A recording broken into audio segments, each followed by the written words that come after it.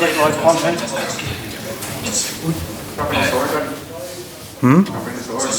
not the sword, no. I brought this bad boy because the lads would kill me if I don't have it with me. Thank you.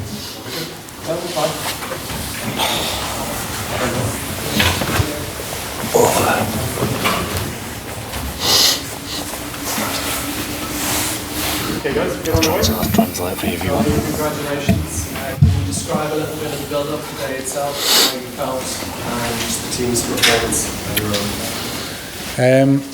Yeah, it's been a strange week. Like since the team was announced, it's been hard to get the amount of text messages that have been coming in. Like I think I was on my phone for a record time, just answering replies to people yesterday, and it means a lot to things like that. But then I had to remember that I had a game to play. Like, you know what I mean? I had to try and make sure I got my performance right.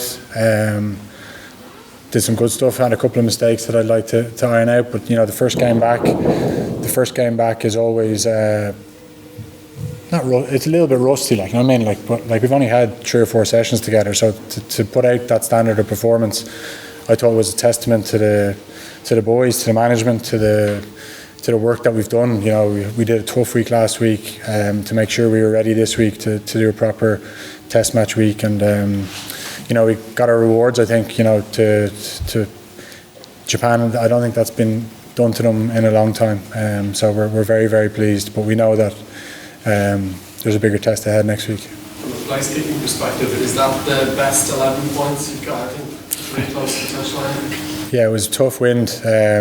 Like a couple of them, I hit at a post and just hope for the best. Really, a couple of them worked out. A couple of them, the wind didn't hit it enough on one of them. But look, that's the life of a kicker. You know, it was very similar. My first cap, I woke up this morning, looked out the window and saw the trees sideways, and kind of thought like the first one. So, but it was a great day, I think, for everybody.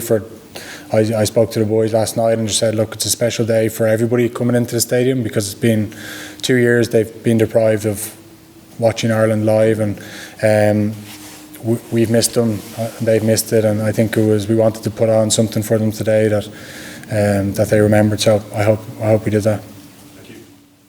And what would you do with the samurai sword? Give it to his son. Keep it away from Luke anyway. You bash his sisters with it. I'll put it at pride of place. Like, it's a special day. There's lots of special mementos that's up there. Like, to get something from an opposition team is very special for me, and yeah, it'll take pride of place and somewhere in my house. Every single one of the lads ran over to you after you scored. How much did that mean to you? It was up there with, like I said to the lads in the dressing room, one of the best moments of my career. To have I don't think Andrew Conway came in because he felt I should have passed the ball to him, but 14-man pylon, and it was a very, very special moment, and the crowd at that moment, I'll remember it forever. The attack obviously flourished today. Did we see maybe an illustration of what you guys are working towards today, and what this group can maybe achieve? Yeah, I just thought that we saw glimpses of it last season, but we didn't do it consistently enough. I think today we probably took a step forward in we did it more consistently. Still parts of it, look, that we need to get better, especially for next week against the best team in the world.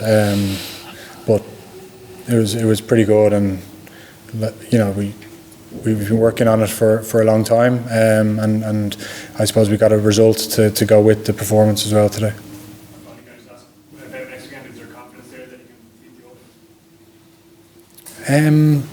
Look, I don't think you'd ever say you're really confident about beating the All Blacks, because you know, you need to get away from thinking about the result. You need to go and look after the process and make sure that you put out your very best performance, and that will give you a chance. If we don't do that, we've no chance. So all our focus will be on, obviously we'll do our analysis on them. You know, they've got some really dangerous players. They've got a good coaching team they've had some good results of late, and you know, we'll give them the respect that they absolutely deserve, but we got to concentrate on making sure that we give our best version of ourselves, you know, next Saturday. That'll be the most important thing. Andy, do you have how was the dressing room? Is there any injury worries after the game? No, there isn't. That's another good story to tell after a test match. You know, you'd always expect one or two, but we managed to get some good game time into lads that needed it, and we also was able to get a few lads on and give some more lads who needed game time coming off the bench, and a full bill of health allows us to recover properly and bounce into work on Monday. And captain and coach are in here. They're very generous about the Irish performance, full of praise, but they were kind of skating on their own performance, that they weren't where they wanted to be or expected to be. Is there any part of you that would have preferred that they were closer to where they wanted to be in terms of preparing for next week? No, like we all know, a game always takes its own course, and you have an opportunity to influence the game. And the main thing for us today, I mean, you lads are all right, I'm sure, about the points that we've scored, but by a country mile, the best part of our performance was our defence today.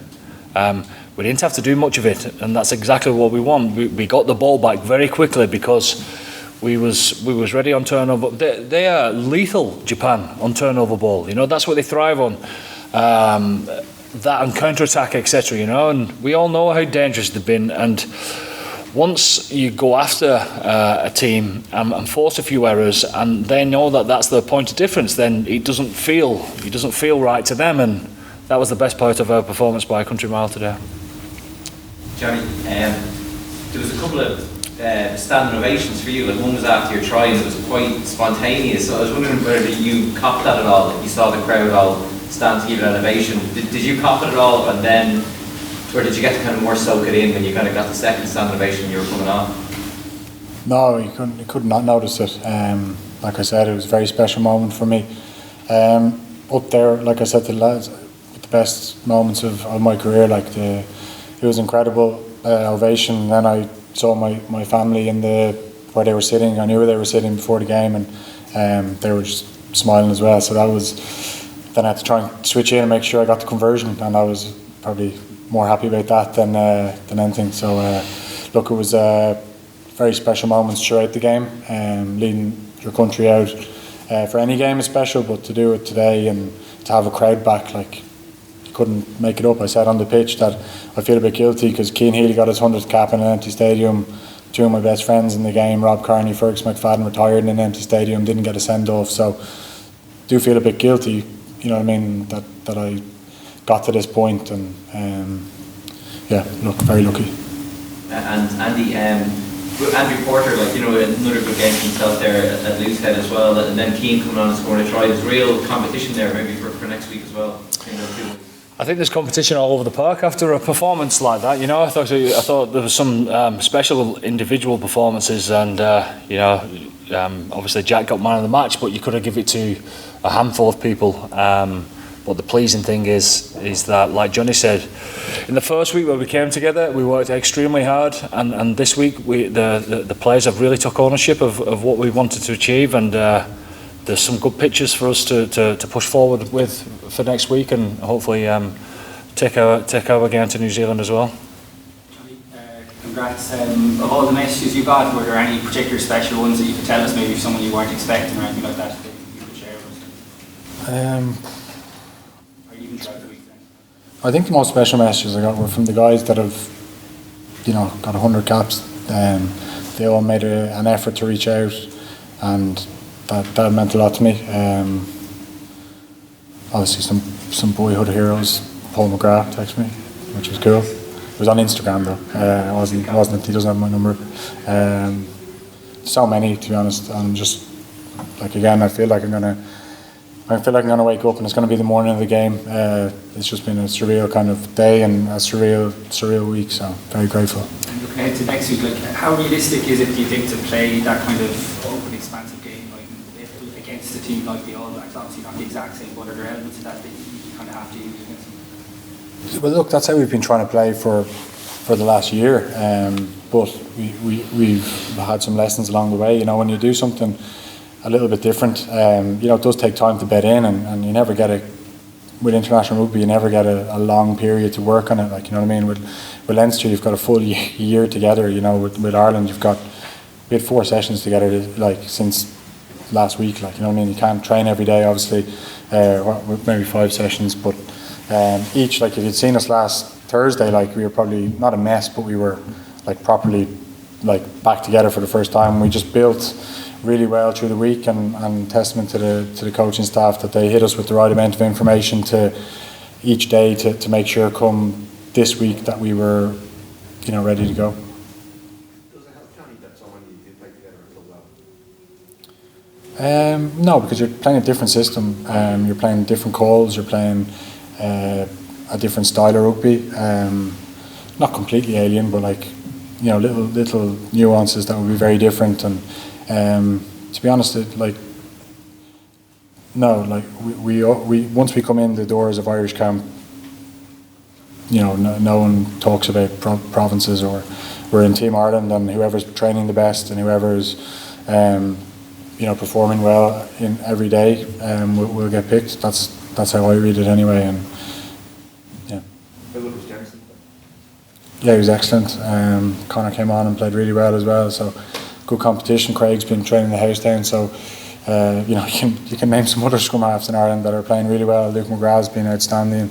Caelan Blade's been really good for Connacht. So like, they're not even in camp. You know what I mean? So you know, it's a great thing to have. You know, competition is key for any team to be successful.